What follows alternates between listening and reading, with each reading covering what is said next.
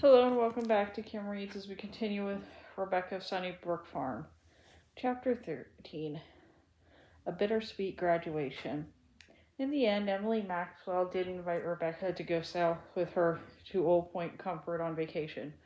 What a wonderful time they had. They had the white sandy beach together, basked in the sun, and picked wildflowers in the woods nearby. These two special friends, teacher and student, spent hours discussing music, art, literature, and course the essay competition. Rebecca felt so alive and refreshed that she even chose her topic, Follow Your Saint, and wrote most of the essay. Secretly, she thought she would never be happy unless she was chosen a winner. It was not the money she yearned for or even the honor. She only wanted to please Mr. Ladd and justify his belief in her. The awards were announced at the 50th anniversary held in late May in the school church. Looking back years later, Rebecca always felt that winning the essay competition her junior year was one of the greatest achievements at Wareham Academy. Amidst great pomp and circumstance, the governor of Maine presented Rebecca and the other winner, a senior named Herbert Dunn, with the prize money. Each student received 5 $10 gold pieces. Rebecca remembered that she was nervous and could feel her whole body tremble when she walked up to the podium and shook hands with the governor.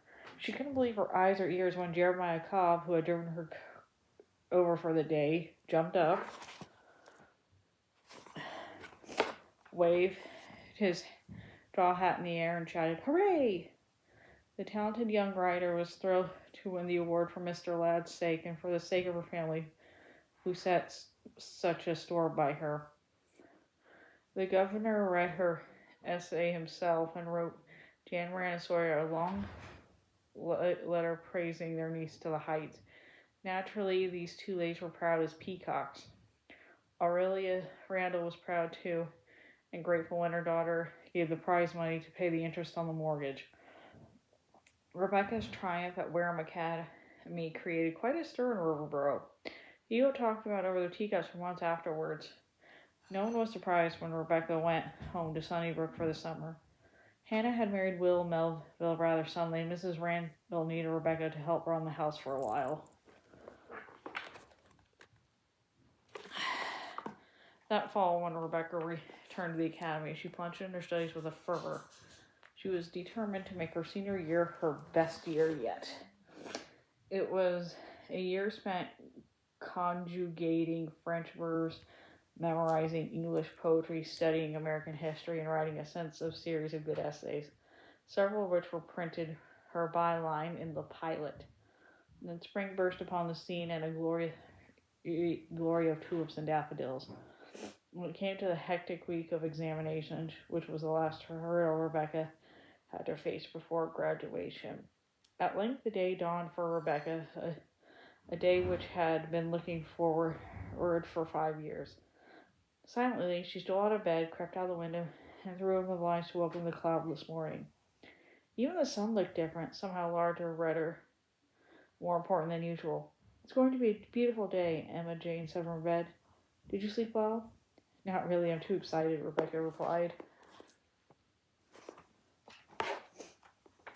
"We better get hurry and dressed or we'll be late for the ceremony." Wareham was its busiest ever on this day of days.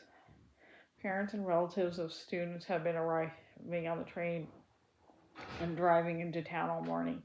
Former pupils, both married and single, streamed back into the dear old village. The 2 livery stables were crowded with vehicles of all sorts, and lines of buggies and wagons were lined up on the sides of the shady roads, the horses switching their tails in luxurious idleness. The streets swarmed with people wearing their fanciest clothes. Adam Ladd, who had just arrived from Portland, stood under a tree near the Wareham School church, waiting to see the graduates march by. Instead, 12 girls and 10 boys of the senior class rode through the streets on a hay cart decked with green vines and bunches of long-stemmed fen daisies. Rebecca, the class president, drove the vehicle.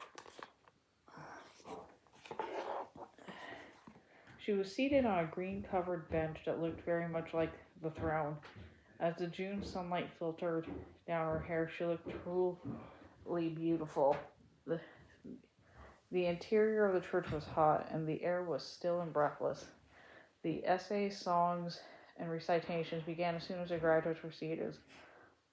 When Rebecca read the class poem, Makers of Tomorrow, which she had written herself, she received thunderous ovation.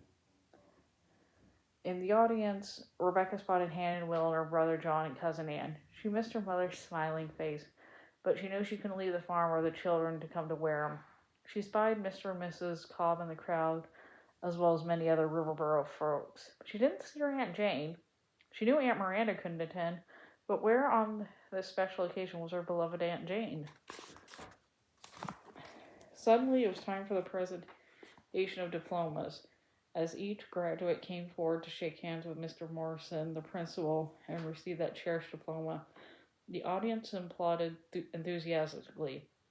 When it was over and the crowd had thinned out a bit, Adam Ladd made his way to the platform. Rebecca turned from speaking to some strangers and met him aside. "Oh, Mr. Ladden, I'm glad you've come. Tell me," the 17-year-old girl said shyly, "were you pleased with my record here at the academy?" "More than pleased," he said. "I'm glad I met the child, proud I know the girl, and longing to meet the woman." Rebecca's heart skipped a beat at the sweet praise. Before she could find the words to thank him, Mr. and Mrs. Cobb approached her, and she introduced them to Mr. Ladd. "Where's Aunt Jane?" Rebecca cried, holding Mrs. Cobb's hands on one side and Mr. Hobbs on the other. "I'm sorry, lovely, but we've got bad news for you," Mrs. Cobb said gently. "Is Aunt Miranda worse?" "She is. I can tell just by looking at you." All the color drained from Rebecca's face. "She had a stroke yesterday when she was helping Jane lay out her clothes to come here today. Jane made us promise not to tell you until graduation exercises were over." "Poor Aunt Miranda," cried a shocked Rebecca. "I must go home right away, but I have so much to do before I can leave." "I'll pack your trunk for you, Becky," offered Emma Jane, who had rushed as soon as she heard the news. "Don't worry about a thing. You'll be able to leave tomorrow." After Rebecca and Emma Jane hurried off to their dormitory, Mr. Ladd crossed the common and ran into Emily Maxwell.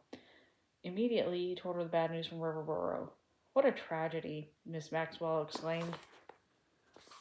"I had so many plans for Rebecca, and now she'll have to settle down to nurse that poor, sick, cross old aunt." "If it hadn't been for that cross old aunt, Rebecca would never have come to Wareham," Mr. Ladd reminded his colleague. "That's true," Mrs. Maxwell added. "It's just that I thought a happier day was dawning for Rebecca." It is, I assure you. The railroad is going to buy the right through Mrs. Randall's land for $6,000, he said. "That will yield the good lady about $400 a year if she let me invest her money. She ought to be paid off the mortgage after that. With Rebecca working, life will definitely improve for that family." "I confess I wanted Rebecca to have her career," Miss Maxwell said. "I don't," Mr. Ladd retorted. "You'll understand her mind, but not necessarily her heart. I think it's important she follows her heart."